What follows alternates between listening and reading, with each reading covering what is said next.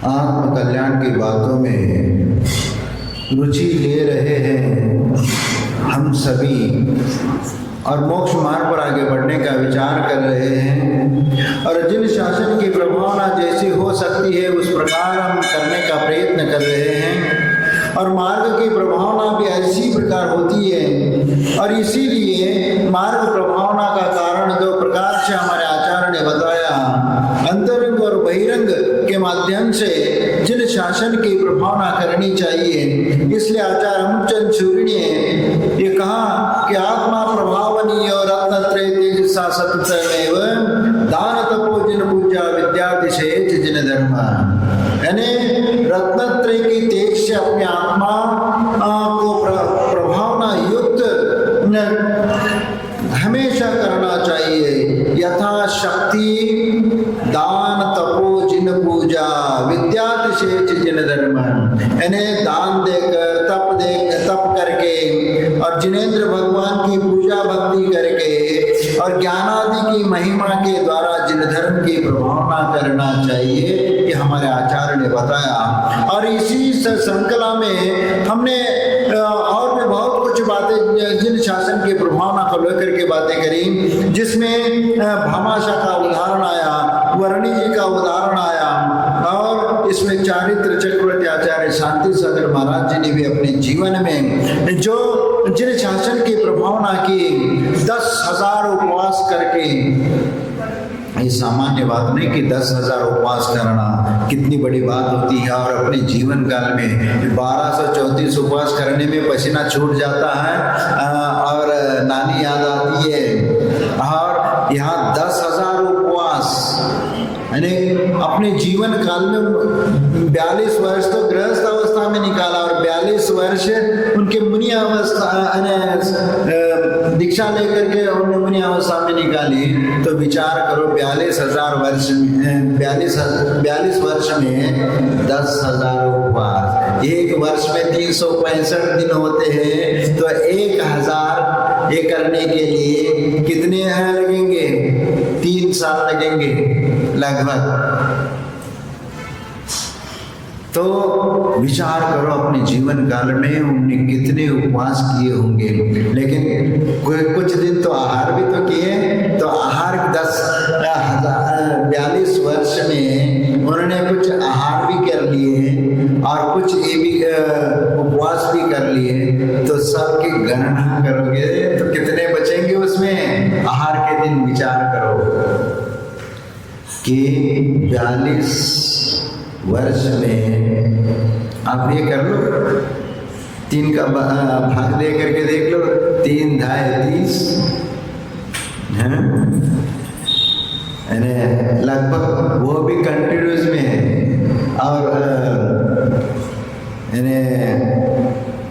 इसमें उनका कितना 13,000 लगभग ये हो जाते हैं दिन होते हैं, और 13,000 के लगभग 13-14,000 में मान लो 14,000 दिन हो जाते हैं। तो उनमें से 10,000 उपवास विचार करो अपने जीवन काल में 14-15,000 वर्ष में 10,000 का उपवास। देखो यही तो है, क्योंकि आचार्य शांति सागर वो कोई प्रखर प्रवक्ता नहीं थे, लेकिन फिर भी उनका चारित्र इतना उज्जवल और निर्मल था, उसी के कारण वह प्रभावना का अंग बने। क्योंकि आचार्य शांति सागर जी का वो चारित्र ही सबको आकर्षित करता था। इसलिए यह कहा जाता अंतरंग साधना के साथ बहिरंग साधना। बहिरंग तो दिगंबर मुद्रा तो धारण कर ली, लेकिन अंतरंग रत्नत्रय की साधना निर्मल परिणाम विशुद्ध भावों के साथ उसका पालन करना, निर्दोष चर्या का पालन करना, इससे उस युग में जितना प्रभावना का कारण बना वो एक अलौकिक प्रभावना थी। दूर दूर के लोग आचार्य शांति सागर जी के दर्शन करने के लिए आते थे। जिस प्रकार आचार्य से का दर्शन करने के लिए पूरे भारतवर्ष के देश विदेश से भी लोग आते थे, उस प्रकार उस जमाने में आचार्य शांति सागर जी ने जो प्रभावना की वह एक अलौकिक प्रभावना थी। और इसीलिए उनने अपने जीवन काल में जो साधना की, तपस्या की, उसकी प्रशंसा आज भी की जाती है। कई सर्प के उपसर्ग हो गए, कई चींटियों का उपसर्ग हो गया, कई पागल ने उनके ऊपर उपसर्ग किया, सब शांति के साथ सहन कर लिया और इसी के कारण तो जनता में चर्चा का विषय बन गया। और घंटों घंटों तक वह उनके शरीर पर वह सर्प लपेट करके, गले में लपेट करके पड़ा रहा, फिर भी वह उस स्थान से बैठे नहीं, उसी स्थान पे बैठे रहे।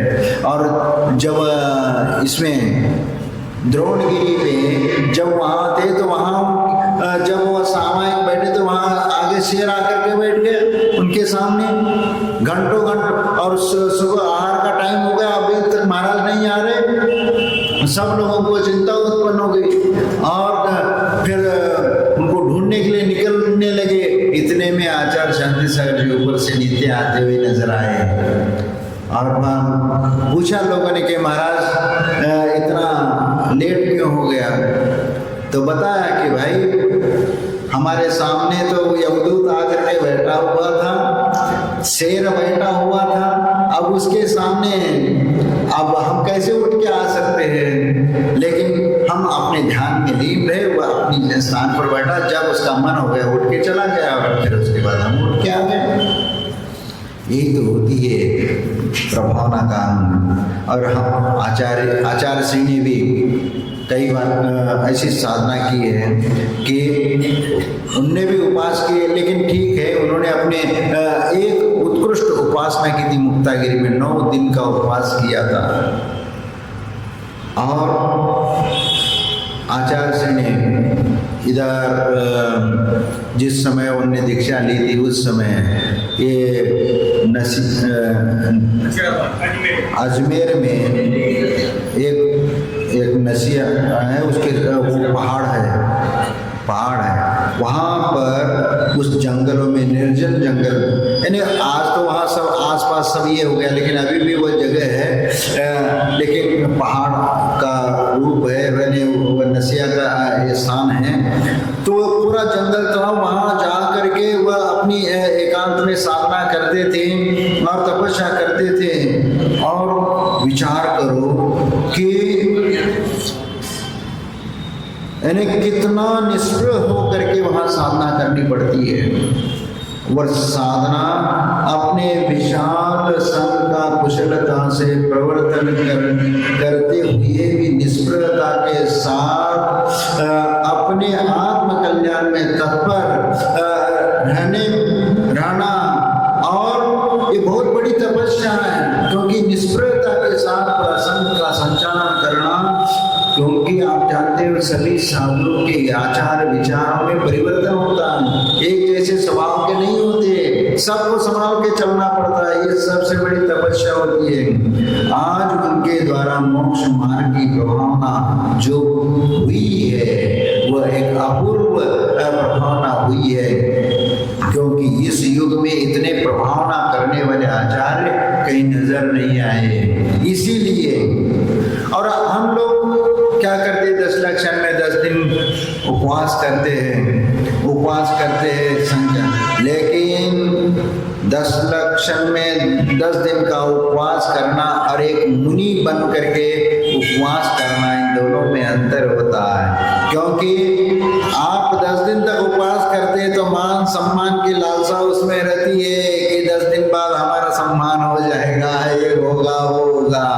उपवास आदि तप करना आसान नहीं होता, क्योंकि निस्वार्थ भाव से उपवास करना, क्योंकि पुराने जमाने में उपवास करने किसी को मालूम ही नहीं पड़ता, मासों उपवास कर लेते थे साधु, और महीनों तक, कई तो ऐसे कि 4 महीने तक वह आहार कोई नहीं उठते थे चातुर्मास में, और एक पेड़ के नीचे बैठ करके 4 माह निकाल देते थे, और उसके उपरांत निकल करके किसी नगर में चले गए और आहार करके निकल आए। अनुकूल प्रतिकूल उसका कोई वहां पर चिंता नहीं होती। तो इस प्रकार जो साधना होती है वह सिर्फ अपने आत्म कल्याण की भावना से जो साधना होती है वह धर्म प्रभावना के लिए कारण बन जाता है, कर्म निर्जना का साधना बन जाता है, और मोक्ष मार्ग के लिए वह कारण हो जाता है। और इसीलिए तो तो हम मोक्ष मार्ग की प्रभावना के लिए, हम सच्चे मार्ग की प्रभावना के लिए हम उस मार्ग पर उत्साह के साथ और शुद्ध बुद्ध के साथ हम चलने का प्रयत्न करते और चलना चाहिए, क्योंकि जिनेंद्र भगवान की पूजा से भी धर्म प्रभावना होती है। पूजा पाठ वगैरह जो करते, इसके माध्यम से जिन शासन की प्रभावना होती है। जब बड़े बड़े अनुष्ठान करते, पंच कल्याण महोत्सव करते, तो जब वह प्रभावना करते, जुलूस निकलता है, तो दूर दूर के लोग जब वह देखते हैं, अरे जिन शासन की महिमा इतनी अपार है, तो प्रभावित होकर के उसके अनुसार चलने का वो प्रयत्न करते हैं और अपना जीवन भी उस प्रकार ढलने का प्रयत्न करते हैं और मोक्ष मार्ग में भी चलना शुरू कर देते हैं। जैसे सिद्ध चक्र महामंडल का विधान करके मैना सुंदरी ने अपने आसाता कर्म का जो उदय था उसकी निर्जरा की, और श्रीपाल ने भी अपने पूर्व जीवन के अशुभ कर्म का जो उदय था उसकी कर्म निर्जरा करके अपने आसाता कर्म को नष्ट किया और एक सुंदर यौवन रूप उनको प्राप्त हो जाता था। क्योंकि वह कामदेव तो थे ही, लेकिन पूर्व जीवन के कर्म के उदय से वह कोढ़ निकला था, और वो भी गलित कोढ़, और वह सिद्ध चक्र के महाप्रभावना के कारण 700 कोड़ियों का रोग भी दूर हो गया, उनका भी दूर हो गया, और एक सुंदर नवजवान और एक कामदेव का रूप उसका पूर्ववत प्राप्त हो गया। ये तो जिन शासन की प्रभावना का ही अंग है। और आप विचार करिए कि पुण्य का संचय और पूर्व जीवन का कर्म का उदय, वो पूर्व जीवन का कर्म का उदय जब होता है तो उसको समता और शांति के साथ सहन करता हुआ उसकी कर्म की निर्जरा करता है, तो उसको कितनी शांति मिलती होगी। विचार करो, कोई कर्म यदि निकल जाता है तो एक आत्म संतुष्टि मिल जाती है। इसलिए व्याधि शांत हो जाने पर एक मन में एक आह्लाद अपने आप उत्पन्न हो जाता है, और जिन धर्म का जय जयकार अपने आप होने लगता है। हमारे अंतरंग में भी उसके प्रति श्रद्धा के भाव जागृत होते हैं। आप विचार करिए, आचार्य समंतभद्र स्वामी, आचार्य मानतुंग स्वामी और वादिराज, आचार्य वादिराज, और इन सब ने जिनेंद्र भगवान की ऐसी श्रद्धा भक्ति पूर्वक स्तुति की जिसके फलस्वरूप उनका वह सभी कष्ट दूर हो गया, अनेक जीवों का कल्याण हो गया, और वर्तमान में भी उस महिमा के प्रभावित होकर के लोग उस भक्ति और स्तुति करके उसका उस प्रकार की महिमा को प्राप्त कर रहे हैं। आप भस्मक व्याधि को दूर होते हुए समंतभद्र स्वामी ने उसके लिए कितना उनको ये करना पड़ा। पूरा देश देशांतर में उनको भ्रमण करना पड़ा, और कितने सारे साधुओं के भेष धारण करने भस्मक व्याधि को दूर करने के लिए। और आखिरी में एक शिवालय में उनकी भस्मक व्याधि दूर हुई और उन्हें अपनी प्रभावना दिखाई। और इसी प्रकार वादिभूषण सूरी, उनको भी कोढ़ हो गया था, अपना कोढ़ भी उन्होंने इसी प्रकार दूर किया, एक ही भाव स्तोत्र की रचना करके। जितने भी स्तोत्रों की रचना हुई है, चाहे भक्तामर स्तोत्र हो, स्वयंभू स्तोत्र की रचना हो, या वह एक ही भाव स्तोत्र की रचना हो, ये सब कहीं ना कहीं कुछ भावनात्मक जुड़ाव है भगवान की भक्ति के साथ। एक विषापहार स्तोत्र, विष को दूर करने वाला वह विषापहार स्तोत्र की रचना धनंजय कवि ने की। तो ये सब जितने भी प्रगाढ़ श्रद्धा और भक्ति का प्रतीक है कि इस प्रकार की प्रभावना का वो कारण बन जाते हैं, इसलिए लोक में वह स्तुति और स्तोत्र प्रसिद्ध हो जाते हैं। इसीलिए उन स्तोत्रों को युग युग तक गाया जाता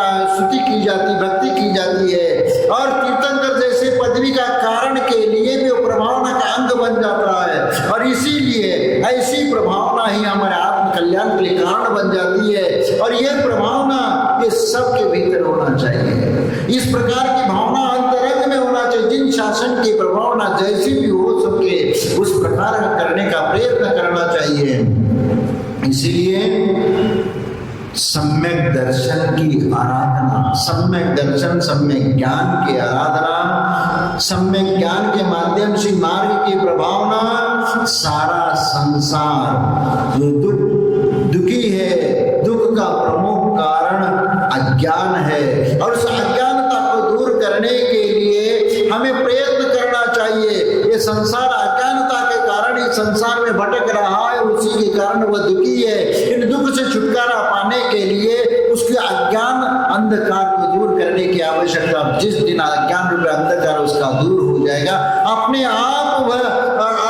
आप वो सुखी महसूस करने लगेगा। हाँ, मैं अच्छे प्रशस्त मार्ग पर चल रहा हूँ और इसी के माध्यम से मेरा आत्मा का उद्धार होगा। इसलिए वह गलत रास्ते से हट करके एक सही मार्ग पर चल करके आत्मा का कल्याण करने के लिए कारण होगा। और इसीलिए आचार्य अकलंक देव ने भी समीचीन ज्ञान के माध्यम से प्राप्त करने के लिए उन्होंने कहां पर जाकर के उन्होंने अपना अध्ययन किया। अकलंक और निकलंक दोनों जाकर के उन्होंने कहां पर वह जो कहां पर अध्ययन किया उन्होंने, वो विश्वविद्यालय, बौद्धों का वह विद्यालय, और वहां पर जाकर के उन्होंने अध्ययन करना शुरू कर दिया। एक विश्वविद्यालय जो पटना के पास है,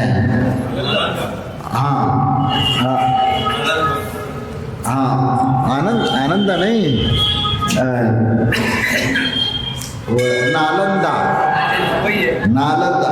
नहीं, नालंदा विश्वविद्यालय।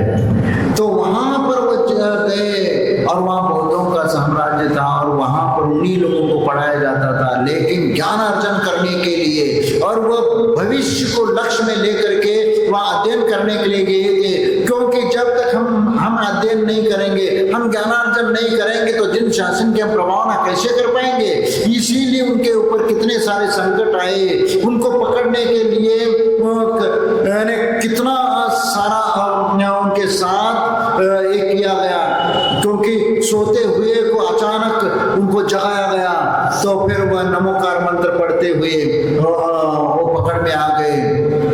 फिर ऐसे कई कारण उनको जेल में डाला गया। फिर जेल से किसी ना कहीं का कारण से वो भाग करके निकले, लेकिन जब उनको मालूम पड़ा कि ये दोनों भाग गए हैं तो उनको पीछा करते हुए उनको पकड़ने के लिए चले गए। और वहां पर भी अकलंक और निकलंक ने दोनों ने ये किया कि जिन शासन की प्रभावना आगे करना है, और इसीलिए छोटे भाई ने अपना बलिदान दे दिया।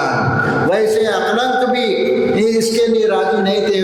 उनने ये बोला कि भाई तुम चले जाओ, छुप के बैठ जाओ,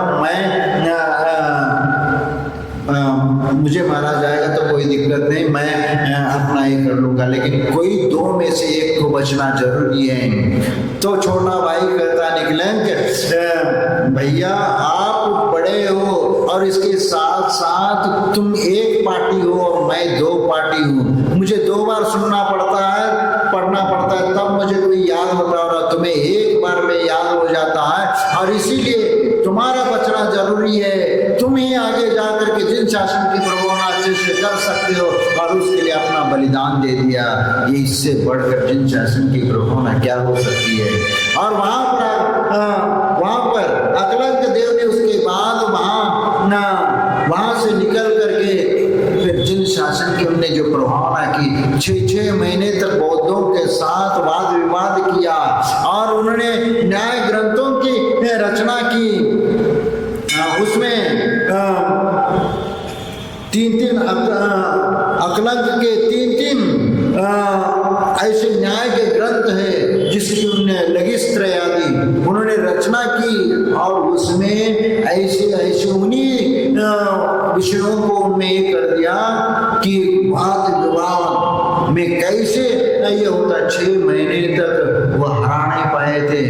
और क्योंकि बौद्धों ने क्या किया था कि उनकी जो तारा देवी है उस देवी को सिद्ध करके उन्होंने एक मटके में उसको उनको रखा था और उस स्थान दिया था और वहां से वो आवाज निकलती थी कि जो भी, लेकिन एक पर्दा बीच में पर्दा और इधर से वह उधर से प्रश्न पूछेंगे और उसका जवाब भी अकलंक देव देंगे। इस प्रकार 6 महीने तक वह देवी प्रश्न पूछती रही और 6 महीने तक उसको जवाब मिलता रहा।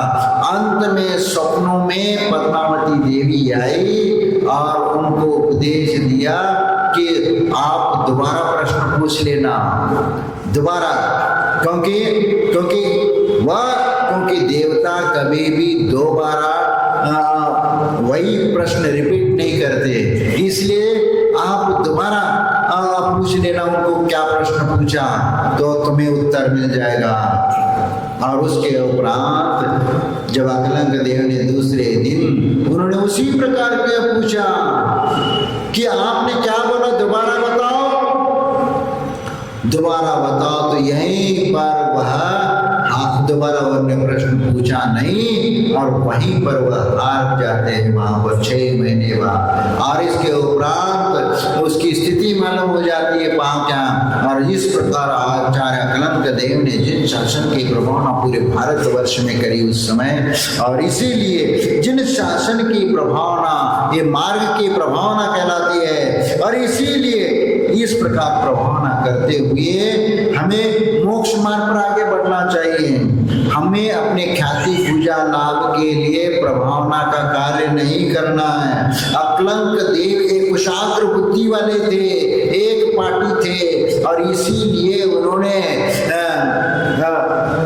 राजवार्तिक जैसे ग्रंथ लिखे, लघिस्त्र आदि ग्रंथ लिखे, और कितने सारे उन्होंने और भी ग्रंथों की रचना की। और उन सब ग्रंथों को जब आज अध्ययन करते हैं तो उनका परिश्रम मालूम पड़ता है कि उन्होंने उस समय कितना जिन शासन की प्रभावना की होगी, लेकिन आज हमें वो नजर नहीं आता, क्योंकि जिस समय जो प्रभावना होती है वो उस समय बहुत बड़े रूप में होती है, लेकिन कोई लेखा जोखा नहीं रहता उस प्रभावना का। जैसे आज आचार्य श्री को सिर्फ आप सुनते हो, लेकिन आचार्य श्री ने अपने जीवन काल में जो प्रभावना की, बड़े बड़े आयोजनों में कितनी प्रभावना हुई, आप कल्पना करिए कि वह प्रभावना आज सिर्फ स्मरण करते ही उस प्रकार का महोत्सव नहीं कर पाएंगे। जो कुंडलपुर का महामस्तकाभिषेक 2000 में हुआ था तो वह अलौकिक, वहां पैर रखने के लिए जगह नहीं थी, पूरे भारतवर्ष के लोग वहां उस कार्यक्रम में आए थे, इतनी अपार भीड़ थी। आज उसके बाद ये जो अभी जो हुआ था पंचकल्याण, उसमें उतनी भी भीड़ नहीं थी जितना उस समय में भीड़ थी। और ऐसे आयोजन कोई सहजता से नहीं होती। आप विचार करो, सिर्फ 15-20 दिन में ये कार्यक्रम फाइनल हुआ था, उसके पहले कोई फाइनल नहीं था कार्यक्रम का। और आचार्य से पहले से बोल करके प्रभावना नहीं करते, वो आचार्य कहेंगे भाई पंच कल्याण करनी है, हो गया 10-15 दिन में सब पूरी तैयारी। कैसे? ये कुछ सामान्य प्रभावना नहीं है, ऐसी प्रभावना एक अलौकिक प्रभावना होती है। इसीलिए हमें हमेशा प्रभावना का दृष्टिकोण रख करके हमें चलना चाहिए। और हम धार्मिक आयोजनों के माध्यम से भी हम बड़े बड़े आयोजन करते हुए जिन शासन की हम प्रभावना करते हैं, और मार्ग प्रभावना हम किस लिए करते हैं? जिन शासन की प्रभावना के लिए, आत्म कल्याण की प्रभावना के लिए, कोई भी धर्म मार्ग से जुड़े इसके लिए। लेकिन आज हम कोई प्रभावना करते हैं तो धन कमाने के लिए करते हैं। आज धन का प्रयोजन हो गया कि कोई प्रभावना करनी है तो धन महत्वपूर्ण हो गया। इसीलिए हमारा दृष्टिकोण उस ओर नहीं होना चाहिए। पैसा तो आएगा, लेकिन हमारा दृष्टिकोण जिन शासन की प्रभावना होना चाहिए। ऐसा नहीं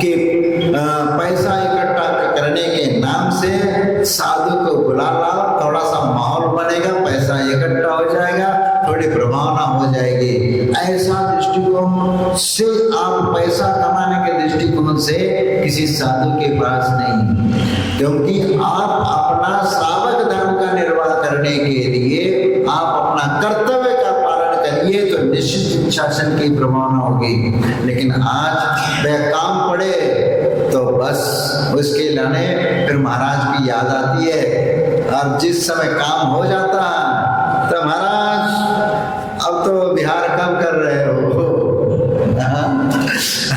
तो ये बात आती है। तो ये संसार बहुत विचार रहा है, स्वार्थी होता है, स्वार्थ के दृष्टिकोण से वह सोचता है। इसीलिए आज संसार में वो जो प्रभावना जो पूर्व काल में हुआ करती थी वह आज नजर नहीं आता। आज जिन शासन की प्रभावना वह नजर नहीं आती जो आत्म कल्याण के लिए वह प्रभावना होती थी। जो आप विचार करो, जिनसेन आचार्य वह प्रतिदिन 100 अजैनों को जैन बना करके आहार के लिए उठते थे, उसके पहले वह आहार को नहीं उठते थे। ऐसे वह जिनसेन आचार्य थे, और आहार के लिए तभी उठेंगे 100 संख्या पूरी हो जाएगी, अजैन लोग जैन धर्म को स्वीकार करेंगे। और आज अरे कोई अजैन व्यक्ति यदि धर्म को समझने में आ जाए, अरे तुम्हें तो कुछ समझ में नहीं आएगा, तुम्हारा ये नहीं होगा, तुम पालन नहीं करोगे, ये नहीं करोगे, ऐसे कह करके हम तो जोड़ने का प्रयत्न नहीं करते। भैया हम जितना है उतना ही, लेकिन हमारी संख्या नहीं बढ़ेगी, हमारी कम तो हो जाएगी लेकिन बढ़ेगी नहीं। लेकिन दूसरे लोग अपनी संख्या बढ़ाने में लगे हुए हैं। वह कहते हैं भला फौड़े बिछा करके आपका स्वागत करने के लिए तैयार है, तुम हमारे धर्म स्वीकार करो, तुम्हारे लिए जो चाहे हम पैसा भी, धन भी, दौलत भी, लड़की भी सब देने को तैयार है, सिर्फ हमारा धर्म स्वीकार करो। अब दक्षिण भारत में देखो कई ऐसे अपने जैन परिवार है, मजदूरी करके अपने जीवन जीने में, कुछ एरिया ऐसा है कि वहाँ मजदूरी करके ही करते, वहाँ पर ये ईसाई मशीनरी के लोग, और वहाँ जा करके उनको पैसा दे करके उनको कन्वर्टर कराया जा रहा है। हम उस ओर ध्यान नहीं देते हैं। हमारे जो धर्मात्मा लोग उनको बचाओ, और उसके लाने कुछ प्रयत्न किया जाता है तो वह प्रयत्न भी करना चाहिए, लेकिन उस ओर हम ध्यान नहीं देते कि जिन शासन को बचाना है तो हमें अपने धर्मात्माओं को सुरक्षा करने की जरूरत है, उनके लिए मदद करने की जरूरत पड़ती तो मदद करनी चाहिए। लेकिन आज मदद कर भी ले, लेकिन आज एक विचित्र स्थिति ये है कि आज जो भी व्यक्ति मदद के नाम से आता है तो समाज को लूटने का प्रयत्न करता है। उनको कोई कुछ लोग तो ये है कि भाई पैसा प्राप्त करना है तो मायाचारी से पैसा प्राप्त करके वह ये कर लेता है। ये गलत है, क्योंकि धर्म के नाम से किसी का उपयोग करके सिर्फ पैसा प्राप्त करने के लिए जो काम करता है वह अच्छा नहीं है। इसलिए जिन शासन की प्रभावना यदि करनी है तो इस प्रकार करनी चाहिए कि जिससे उसका भी उद्धार हो और हमारा भी उद्धार हो। परोपकार के दृष्टि से वह कार्य करना चाहिए, क्योंकि एक गरीब धर्मात्मा है, वह धर्म के कारण उसकी यदि वो धर्म छूट रहा हो, गरीबी के कारण यदि धर्म छूट रहा तो उनको मदद करके उसको धर्म मार्ग पर स्थित करना, ये भी एक स्थितिकरण अंग है। और इसीलिए मोक्ष मार्ग की छोटी छोटी उपलब्धियां भी हमारे लिए बहुत बड़े कार्य की ओर ले जाती है। और इसीलिए हम अपने जीवन में ये दृष्टिकोण रखना चाहिए, कोई किसी की प्रशंसा करे या न करे, लेकिन धर्म को हमेशा बनाए रखना, धर्म को छोड़ना नहीं। यदि हमें और जिनेंद्र भगवान का दर्शन पूजन भी किसी के कहने से नहीं छोड़ना, किसी के विवाद में पढ़ करके हमें उससे दूर नहीं होना।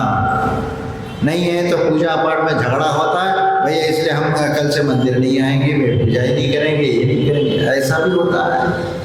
वह झगड़ा करने लगे कि पूजा पाठ को लेकर के ऐसा करना चाहिए, वैसा करना चाहिए। वहाँ यदि विवाद करते हैं, झगड़ा करते हैं, तो जो एक शांत प्रिय होता है वो सोचता है कि भाई इस पछड़े में ही नहीं पड़ो, भैया चलो दूसरी जगह चलते हैं। नहीं है तो कुछ ऐसे भी होते हैं कि भैया हमें मंदिर ही नहीं जाना, उस झगड़े से बचने के लिए, इस प्रकार उसकी सोच मन में पैदा न हो, इसलिए हमारे प्रवृत्ति करना चाहिए। स्थितिकरण, उपगुण, अंग वगैरह सम्यक दर्शन के ये अंग किस लिए हैं? क्योंकि सम्यक दृष्टि जीव इन बातों को ध्यान रखता हुआ है, एक धर्मात्मा को उसको धर्म मार्ग पर स्थित करके उसकी धर्म की प्रभावना करता है, उसका आत्म कल्याण की ओर ले जाता है। और इसीलिए श्रावक, इसीलिए कभी आत्म प्रशंसा की बात नहीं होना चाहिए, क्योंकि यदि कोई मोक्ष मार्ग में चलने वाला साधक की किसी की प्रशंसा कर और किसी की प्रशंसा नहीं करेंगे तो उसमें एक के प्रति ईर्ष्या भाव उत्पन्न हो जाएंगे। उन दोनों के बीच में ईर्ष्या भाव उत्पन्न हो, भैया उनकी प्रशंसा कर लिया, हमारे नहीं करी, ये भी होता है। भैया तुमने उसको बुलाया और हमें तो बुलाया नहीं, भैया हम भी तो धर्म की प्रवाह करते, हम भी धर्म की सेवा करना चाहते, हमें तो तुम बुलाते नहीं, तुम उनको बुलाते हो।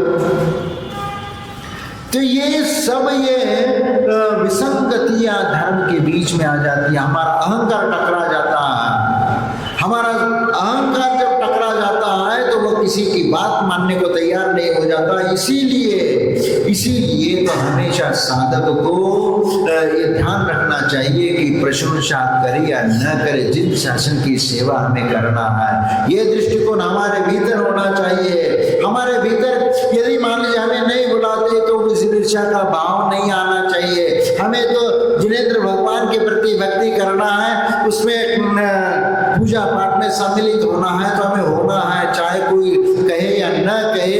भगवान की भक्ति करने में तो किसी की पूछने की जरूरत नहीं और किसी की परमिशन की जरूरत नहीं होती, हमें करना है तो करना है। इसीलिए हमें बिना ईर्ष्या, बिना किसी लोभ लालच के, हमें जिन शासन की प्रभावना के लिए हमें कार्य करना है। और इसीलिए आप विचार करो कि जब सीता का अपहरण हुआ, सीता का अपहरण हुआ उस समय वह जटायु पक्षी, एक पक्षी होकर के, एक पशु होकर के उन्होंने कितना बड़ा कार्य किया। रावण के साथ लड़ने की क्षमता उसकी थी नहीं थी, लेकिन फिर भी उस सीता का संरक्षण के लिए उन्होंने उस रावण के साथ भी लड़ने की हिम्मत रखी उनने। और भले ही वह उस लड़ते लड़ते वो मर गया, लेकिन उन्होंने अपना कर्तव्य निष्ठ होकर के उन्होंने उस योनि में भी उन्होंने उसकी रक्षा करने का प्रयत्न किया। ऐसे कई उदाहरण आपको इतिहास में मिलेंगे कि एक पशु भी किसी और व्यक्ति का संरक्षण के लिए अपने आ गया थे। एक आचार्य समंतभद्र ने एक मुनिराज की रक्षा करने के लिए सुअर वह व्याघ्र के साथ लड़ जाता है और दोनों खाई में गिर करके मर जाते हैं, लेकिन फिर भी वो सुअर तो ऊपर चला जाता है। उसकी भावना अच्छी थी, क्योंकि मुनिराज को रक्षा करने की भावना थी, इसीलिए वह स्वर्ग चला जाता है। तो यही तो है कि वह जटायु पक्षी भी वह किसी प्रशंसा के लिए वह नहीं गया था। सीता जी को बचाने के लिए वो बलशाली रावण के साथ लड़ पड़ा, लेकिन उसकी प्रशंसा जो करने वाले लोग थे उनके सामने वह जीवित भी नहीं रहा। बाद में उसकी बहुत प्रशंसा होती है, आज भी होती है। आज भी उस जटायु को याद किया जाता। क्यों किया जाता है? क्योंकि उनने नेक काम किया था अपने जीवन में, इसीलिए उसको आज भी याद किया जाता है। इसलिए हम भी अपने जीवन में ऐसा नेक काम करो जिसके द्वारा पूरी दुनिया तुम्हें याद करे, हमेशा याद करे। राम, लक्ष्मण और सीता को आज भी याद किस लिए किया जाता है? क्योंकि अपने जीवन काल में कितने संघर्ष में जीवन व्यतीत करके उन्होंने जिन शासन की प्रभावना की, इसलिए आज भी उनको याद किया जाता है। इसीलिए वैसे तो नारायण और बलभद्र और भी हुए हैं, लेकिन उन सभी नारायण और बलभद्र में राम, लक्ष्मण और सीता का ही अधिक इतिहास में उनका उल्लेख मिलता है, उनकी चर्चा होती है। बाकी के जो नारायण हुए या बलभद्र हुए, क्योंकि हर नारायण के समय एक बलभद्र एक प्रतिनारायण ये निश्चित होता है, नारायण, प्रतिनारायण और बलभद्र। और बलभद्र जो होता है वह नारायण का सौतेले भाई होता है। पिता तो एक ही होते हैं लेकिन दोनों भाई होते हैं। लेकिन इन दोनों का प्रेम दुनिया में किसी भाई भाई में नहीं मिलेगा। ऐसा प्रेम एक नारायण और बलभद्र में होता है। वह एक दूसरे अपने मरने मारने के लिए भी तैयार हो, एक दूसरे को साथ खड़े हो। यदि रामचंद्र जी वनवास जाने के लिए तैयार हो गए तो लक्ष्मण भी उनके साथ तैयार हो गए। लेकिन लक्ष्मण को कोई वनवास नहीं मिला होता, लेकिन नहीं, मैं भाई की रक्षा करके उनके साथ रहूंगा। भाई के प्रेम के कारण वहां उनके साथ निकल जाता है वनवास के लिए, और वो भी खुशी खुशी। कितनी बड़ी बात है ये विचार करो, क्योंकि आज कोई भी भाई अपने भाई के लिए इतना बड़ा त्याग कर सकता है क्या? लेकिन उस जमाने में उनने किया। लेकिन आज भी कोई करना चाहे तो कर सकता है, अपने भाइयों के लिए भी काम कर सकता है, यदि वह उनके मन यदि निर्मल और साफ सुथरा है तो कर सकता है। अपने भाइयों का भी हित चाहता हो, भाइयों का भी कल्याण चाहता है, भाइयों का भी उद्धार चाहता है तो वह उसके लिए भी करेगा। इसलिए हम अपने जीवन में हमेशा ये दृष्टिकोण रखना है कि हमें, और जटायु का देखो आखिरी में मरते हुए उस जटायु पक्षी को रामचंद्र जी ने नमोकार मंत्र सुनाया है।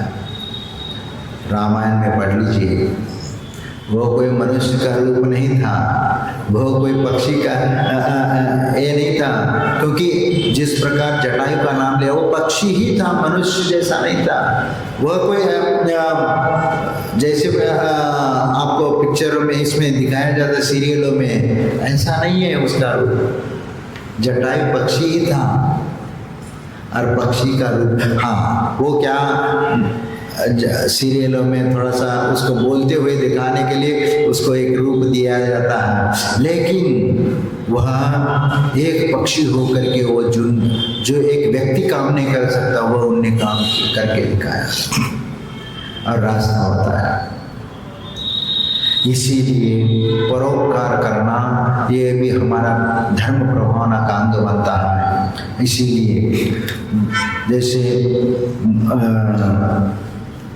सती मनोवती का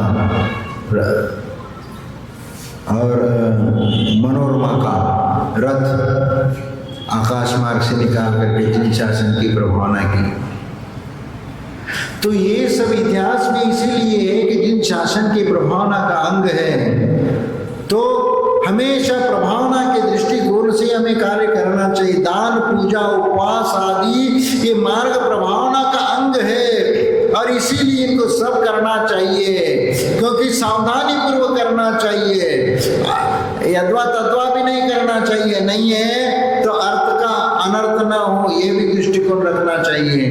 इसीलिए मैं दान दूंगा तो मेरा नाम होगा, इस भाव से नहीं। मैं पूजा विधान रचाऊंगा तो मेरा नाम होगा, मैं उपवास करूंगा तो मेरी सम्मान होगा, इस दृष्टिकोण से नहीं। क्योंकि ये सब मान सम्मान तो ये तो क्षणिक है, ये कोई अपने साथ आने वाली चीज नहीं, लेकिन इसके माध्यम से हम कर्म बंध के लिए कारण बन जाते इस प्रकार भावना करके। इसीलिए निस्वार्थ भाव से दान, पूजा, उपवास आदि करना, किसी फल की अपेक्षा के बिना अपना सिर्फ कर्तव्य समझ करके भगवान की भक्ति, पूजा, स्तुति करना, यही तो असंख्यात गुणी कर्म निद्रा का हमारे लिए साधन है। और यही तो जिन शासन की प्रभावना का अंग बनता है, जो भी सामने वाले देखेगा, अरे वाह कितने धर्मात्मा है, कितने व्रत उपवास आदि करते, पूजा पाठ करते हैं। और यही हमारे भीतर होना चाहिए। दान पूजा आदि के समय हमारे भाव तो यही आना चाहिए कि इससे मेरी कर्म की निर्जरा होगी, असंख्यात कर्म निर्जरा होगी, और सब जीवों का कल्याण भी इसके माध्यम से होगा, और वीतराग मार्ग की महिमा बढ़ेगी। और इसी वीतराग मार्ग की महिमा को बढ़ाने के लिए जिन शासन की प्रभावना, ये प्रभावना अंग कहलाता है, मार्ग की प्रभावना कहलाती है।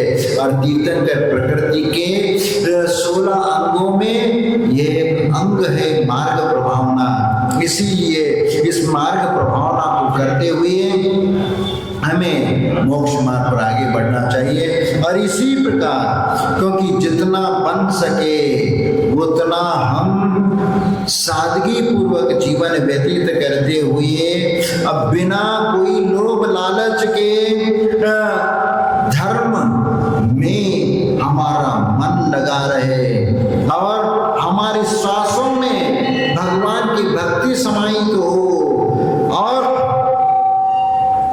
और जिन शासन की प्रभावना का वचन भी हमारे वाणी में समाहित हो, और मन से, वचन से और काय से, इसमें हमारी सभी क्रियाओं के माध्यम से धर्म का ही जागरण हो, धर्म की महिमा प्रकट हो और धर्म की प्रभावना इसके द्वारा हो। इसी प्रकार की मार्ग प्रभावना करते हुए हम अपना आत्मा का कल्याण करेंगे।